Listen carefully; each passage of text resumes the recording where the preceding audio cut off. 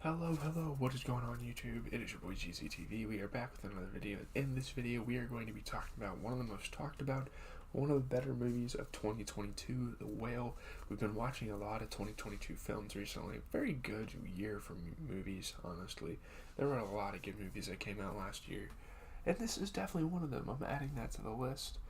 And honestly, next week I think we're going to watch Cocaine Bear, so yeah.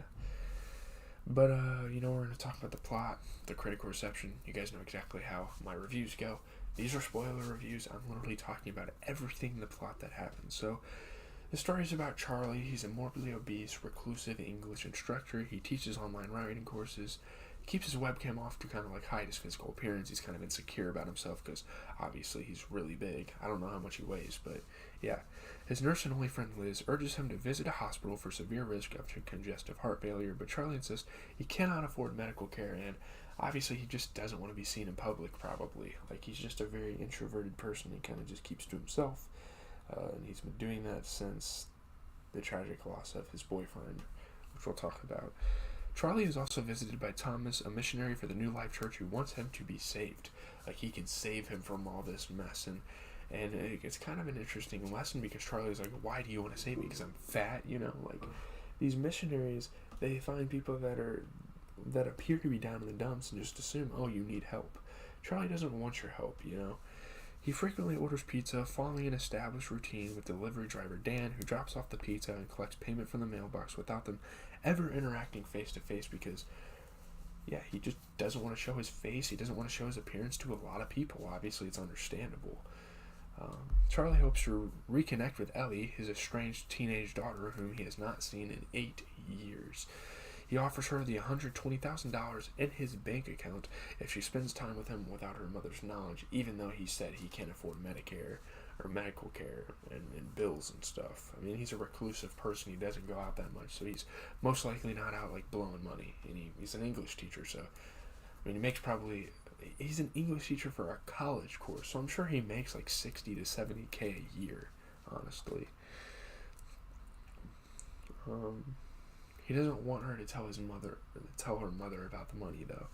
Ellie relents that he agrees to help rewrite, or Ellie relents when he agrees to help rewrite a school essay, though. He also would like her to write in a notebook he gives her. And I wonder what he was doing before this. Was he actually like a college professor? Was he still teaching online courses? Who knows? Yeah, there's like a free writing thing he gives her the opportunity with this notebook. Liv is disgruntled by Thomas's visit and chastises him because he pretty much lost. She lost her brother and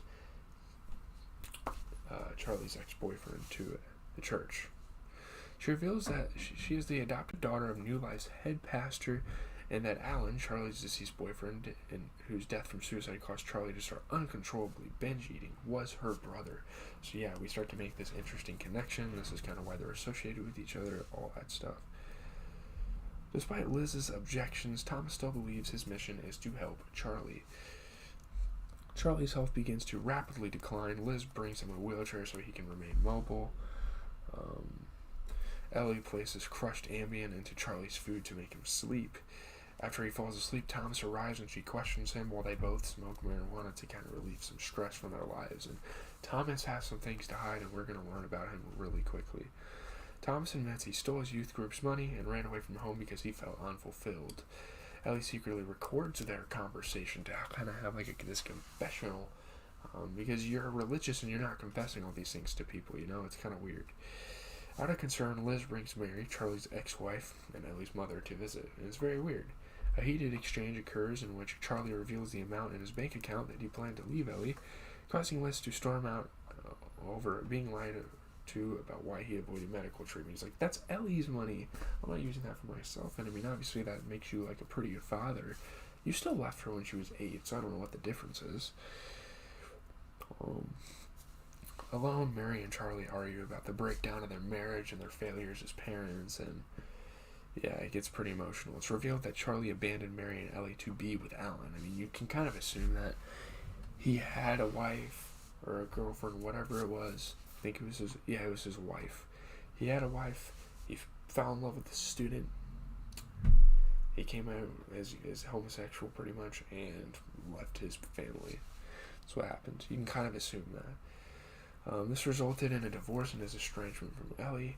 As Mary leaves, Charlie admits he is hoping Ellie will be the confirmation he needs that he did one thing right with his life, and this is probably one of the most emotionally touching moments of the show, or the movie. Because you're just like, wow. He really thinks that about himself, and it's kind of heartbreaking. During a routine pizza delivery driver Dan sees Charlie for the first time after waiting for Charlie to go outside to get a glimpse. He's like, I need to see what this guy looks like. I mean, I've been delivering him pizza for probably years now, you know? In shock, he runs off without saying a word, which is kind of fucked up, honestly. And Charlie's, like, nonchalant about all this. He doesn't really get offended, and it's kind of interesting to see that, you know? As a result, Charlie has a severe binge-eating episode during which he sends a profanity-laden email to his students telling them to disregard the classwork and just write back something honest. And this movie's about honesty. I mean, a lot of people are trying to, like, confess their honesties to others. I mean, I guess he did get kind of offended by that guy, like, running away his appearance. But yeah, Thomas visits Charlie one last time to inform him that he is moving back home after Ellie sent his confession to his former youth group and family. So Ellie is an amazing person, and this whole time Charlie kind of knows this. He keeps telling her throughout the movie, you're an amazing person. And he realizes she is an amazing person because she sends his family and his youth group, tracks him down. She didn't do this to harm him. Why would she go this far just to hurt a person? She wanted to help this guy, you know? They have forgiven him and welcomed him home, so that's great, obviously. He attempts to preach to Charlie, but Charlie chastises Thomas when he attributes Alan's death to him being a homosexual. Alan died because those two were together, that's pretty much what he said, and obviously that's a big flaw with religion, and that's one of the reasons why I don't really endorse it that much, because you say you love thy neighbor, but if someone's homosexual, then, oh, you go to hell, right? Like, you know what I mean? It's very inconsistent, but Charlie, that's kind of a controversial thing. I don't really want to talk about it. Charlie reveals during his next class that he is being replaced due to the email he sent. One email. Obviously, in college, you have to be a professional. That's why you're a professor, you know. And he reads some of the students' submissions, and it's very interesting. All of these students are talking about their life experiences and how shitty everything is going for them. And it's so cool to see that. You know, some honesty, as he says. To reciprocate their honesty, he switches on his webcam for the first time, and the students react with shock. He calmly proclaims the only thing that matters is the honest things his students had written, then ends the class by smashing his laptop, because he knows he's going to die soon. This is him just, like, leaving things behind, and it's a really cool moment. Liz returns and comforts Charlie as his health worsens. He's going to die, so yeah, there's really no saving him, probably even if they took him to a hospital. Ellie arrives to furiously confront him over an essay he rewrote for her. Charlie replaced it with a critical essay of Moby Dick she wrote in 9th grade, as he considered it the most honest essay he's ever read, and he read it, like, throughout the beginning of the movie, so maybe this was kind of like a foreshadowing moment. I mean, I thought it was a good essay, honestly. Again, it was honest.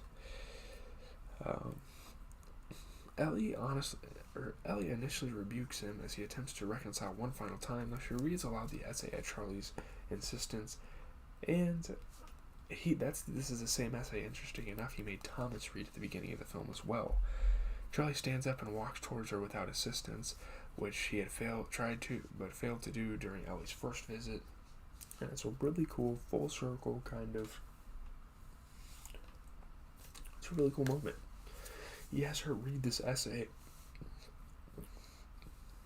and it, like, motivates him, you know? It's interesting.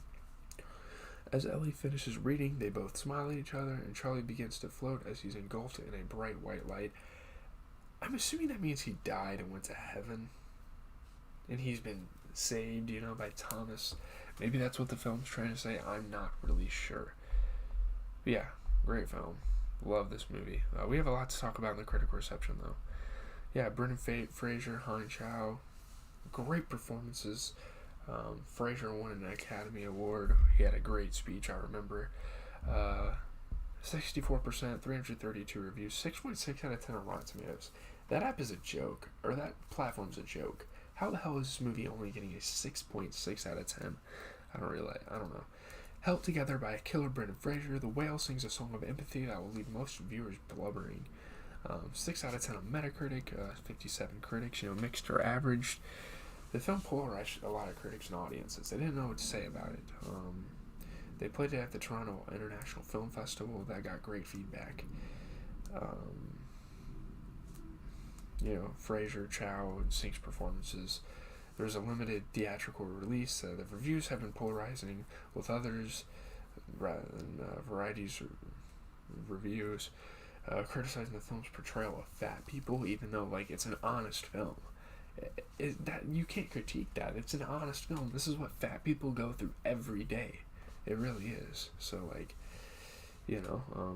Aronofsky's direction, Fraser's performance. The story is one of those are great, but the story is one of different levels of heartbreak and human misunderstanding. And Aronofsky and Fraser have taken substantive risk in the name of an insistent empathy. Perfect 5 stars on The Telegraph. Fraser seals his comeback in a sensational film of rare compassion. Yeah, you don't get films like this that often. The film is empathetic, haunting, beautiful, heartbreakingly a moving story of a broken man. Probably one of the better films of the year. Fraser's performance is probably the best of his entire career. Fraser. That's all we gotta say. He's slyer, subtle, a little more haunting than he has ever been. The highlight of The Whale comes from an outstanding turn from Hong Chow, who gives a memorable performance in a vital role that balances Charlie's outlandish behavior. Fraser, was great. The strong ensemble, Sink's tricky role in which he captures the anger and sadness that comes from parental abandonment. While Aronofsky isn't a particularly empathetic filmmaker, and The Whale is not without flaws, the film reflects tenderly on shame, guilt, and the human impulse to care and be cared for. It's pretty much what it's about. The film meant to be a poignant consideration of guilt, sexuality, religion, remorse, but we really only know that because the movie shouts it at us. Yeah, of course it does. That's what it's supposed to do. Fraser's performance is lost. People are dumb as hell. I'm sorry. That's so stupid. Aronofsky reigns in his typically ostentatious style, but considering how Batique's camera leeringly treats Charlie as an unsightly object of pity throughout, it's difficult to deny the film's fat phobia, though its mawkishness is no less oppressive. That's the point of the film. They're trying to make fat people look bad because that's how Charlie sees himself. That's the point, though. You're criticizing the film for that, but that's the entire point of the film. That's what they're trying to do. It's supposed to be a pitiful film. It's supposed to be pathetic. That's the point of the film. It really is. You know what I mean? If you look at The Whale as a fable, its moral is that it's the responsibility of the abused to love and forgive their abusers. The movie thinks it's saying, you don't understand, he's fat because he's suffering. But it ends up saying, you don't understand, we have to be cruel to fat people because we are suffering. No, we don't. Him being fat had nothing to do with how others interacted with him besides maybe Thomas. Thomas treated him like he was fat, for sure. That I will agree on. Aronofsky and Hunter's biblical metaphor aside, fat people didn't volunteer to serve as repositories for society's rage and contempt, but they do anyway, and this is a social commentary for that. Its portrayal of the main character, obviously people didn't like it. Some people, here's the controversy, right? Some of the film's critics believe it perpetuates tired tropes of fat people suffering, chronically depressed, and binge eating. But that's what fat people do when they're depressed. That's just how it is. I'm sorry. I know that's offensive. That's how it is. It just is. The film was met with criticism for its use of a prosthetic suit instead of casting an obese actor. Why would you... casting an obese actor would have made this way worse. They did a good job by putting prosthetics. You know what I mean? It stigmatizes and mocks fat people. No, it doesn't. Putting a fat actor and using him for being fat would be worse than this. This criticism extends to detractors calling the film's premise inherently dehumanizing. The film's empathy was only superficial in that the depiction of Charlie's reinforced anti-fat stereotypes and preconceptions. Although Aronofsky said he wanted to give an empathetic portrayal, she was bewildered because an empathetic portrayal isn't at all what was conveyed on screen. as you know, you look around the audience in the theater. Apparently, she was struck by the fact that there were only 4 or so fat people in the audience and none on the stage. What? What are you talking about? The criticisms they don't make sense. Aronofsky, Darren Aronofsky said the criticisms don't make sense. He said that actors have been using makeup since the beginning of acting. That's one of their tools, and the lengths we went to portray the realism in the makeup has never been done before. People with obesity are generally written as bad guys or as punchlines. We wanted to create a fully worked out character who has bad parts about him and good parts about him. Fat people get judged everywhere they go on the planet by most people. This film shows that, like everyone, we are all human. Exactly. That is exactly right. But, yeah, I'm out, guys. I know I don't really have an outro. Leave a like, comment, subscribe, do all that stuff. This movie's good. I don't care about the controversies and shit about fat people because that's just how they fucking are. We're human.